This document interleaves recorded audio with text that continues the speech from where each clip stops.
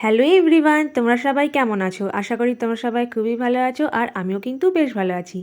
আজকে আমি তোমাদেরকে খুবই সিম্পল আর কিউট একটা কেকের ডিজাইন দেখাবো বলেই চলে আসলাম। এমন টাইপের কেক আমি এর আগেও তোমাদেরকে দেখিয়েছি, তাই চকলেটগুলো আমি কিভাবে বানিয়েছি এগুলো আর আজকে দেখালাম না।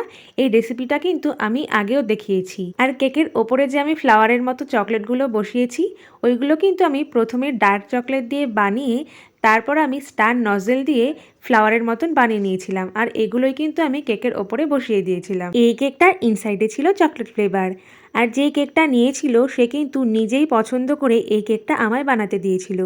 আসলে তার মেয়ের বার্থডে ছিল, তো মেয়েও একদমই পুচকি, তো এই কেকটা আমাকে বানাতে বলেছিল। কেকটা পুরোপুরি রেডি হয়ে যাওয়ার পর কিন্তু আমারও বেশ ভালো লেগেছিল।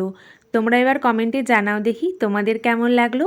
আর তোমরা কিন্তু এখন প্রায় কেউই কমেন্ট করছো না, তোমরা একটু কমেন্ট করো, জানাও কেমন লাগলো কেকটা।